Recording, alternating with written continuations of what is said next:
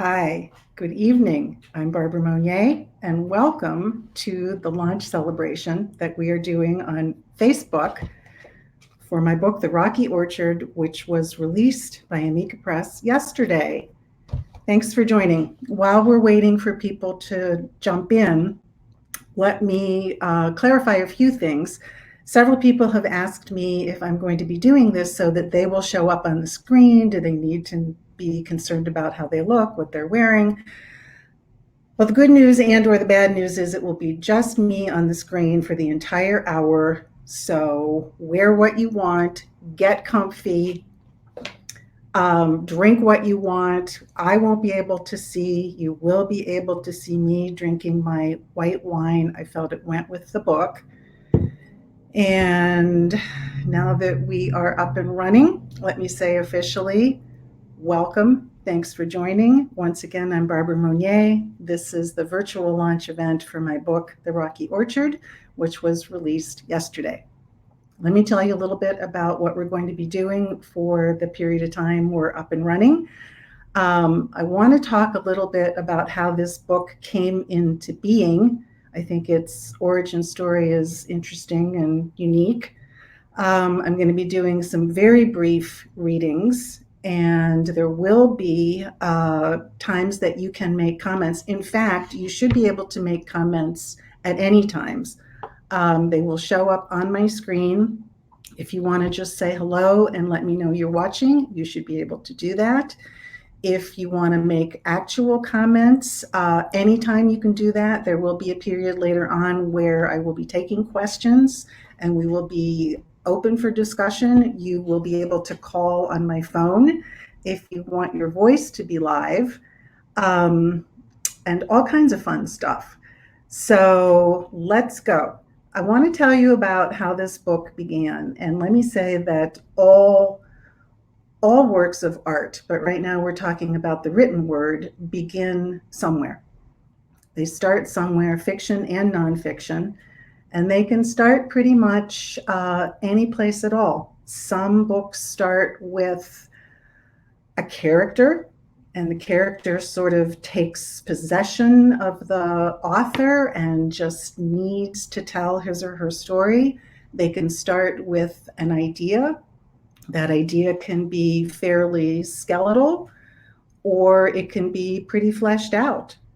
They can start with an image. They really can start just about anywhere you can imagine. I did read once about a writer who went on to win a MacArthur Genius Grant, so maybe he was onto something, who saw a photograph at a gallery opening of three young sailors, and was so captivated by the look of the picture, he wrote an entire novel based on the story he made up.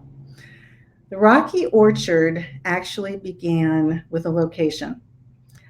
I was recovering from hip replacement surgery, and around about the second or third week, I was recovered enough, feeling good enough, that I started thinking that this might be the first time in my life that I was really without responsibilities or expectations. Having started work at an early age and gone to college early, finished college early, I was in a big hurry. That I thought this might be the first and only time that I have been really without anything I need to do or get done. I know many of us right now are wishing for a little bit more to do, but this was a year and a half ago. And I started thinking, what if there were such a place? What if there were such a place that somebody could just be in and have that experience? What would that be like? What would happen? That's how this began. I envisioned a location that would be exactly that. Somehow, once that location was in place, I envisioned that it would be a young woman who was in that location.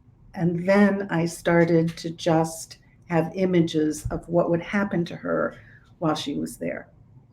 That's how this book began. I want to take a minute to thank my publisher, Amica Press. It's possible I'm one of the few people in the history of publishing. This is the second book that I've published with them, and my experience has been wonderful and seamless. They have been absolutely a joy to work with through the entire process of 2 books. And I want to give a particular shout out to my editor, John Manos, and the sort of the front line person who also is the production person, the graphic designer, handles all of those kinds of things. Sarah. Both Sarah and John went so above and beyond what I would consider to be the expected for this book. I really want to make sure that I thank them.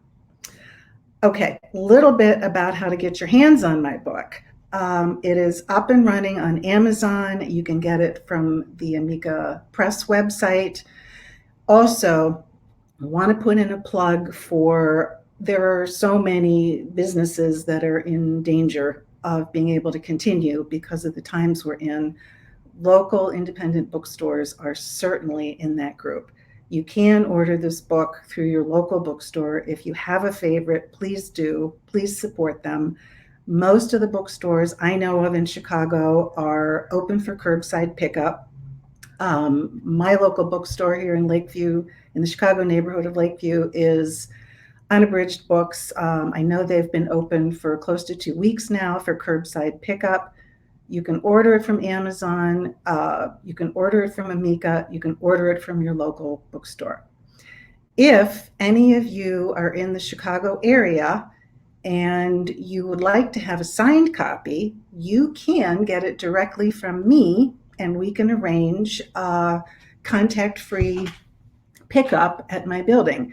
If anybody is interested in doing that, all you have to do is leave a note for me on Facebook. You can email me at my, it's hard to do everything backwards, bmonnier@yahoo.com is my email address. You can email me. We can work out the details. I'm happy to sign books for anybody who wants them. Please get in touch with me if that's something you'd be interested in. Otherwise, just get your hands on it, read it, share it, support your local bookstore. Okay. What we're going to do now is I would like to read a little bit from the book. I'm going to play, because I thought, why not? We're live. Let's make it even more nerve-wracking and interesting and fun. We're going to play Writer's Russian Roulette. I am going to open randomly. I really am. I'm going to shuffle through the pages and read whatever page I'm on, unless it's a significant spoiler, in which case maybe I won't, but let's see how it goes. Let's just find a page here. Okay, this is on a road trip to California that the main character is telling her older friend, the main character being Maisie, her older friend being Lula. So Maisie is talking about the family vacation they took when Maisie was about 4 years old. She's narrating this. When we finally got to California, everything looked too bright to me.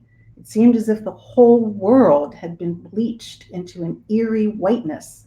I was scared of a sun that seemed to have faded all color into a washed out pale sea. It didn't seem like it could possibly be safe to go outside, and I even made sure to keep clear of the windows at midday. My aunt and uncle had recently moved into a new house and had practically no furniture. There were a seemingly endless number of empty, freshly carpeted rooms with nothing but a baby toy or a dog bone strewn here and there. They also had a nervous little dog named Pierre that looked like he'd been given much too tight of a permanent wave for his hair. Pierre would continually get underfoot, and my uncle would swear at him and then snicker and pretend he hadn't sworn or yelled at the dog at all. As for my baby cousin, I'd pretty much never seen a baby before, and I wasn't at all sure she was real. She sat there doing absolutely nothing most of the time. Every so often, I would pinch her to see if she was real after all. She would scream or cry or something, but I still wasn't entirely convinced. Okay, that's the first little random snippet. These are tough times for everybody. They are particularly tough times for writers who are releasing books into a completely changed landscape. And we're all making this up as we go along and trying to play it by ear and adjust, not being able to do the things that we previously counted on, with live launch events and live readings and being in touch with our readership.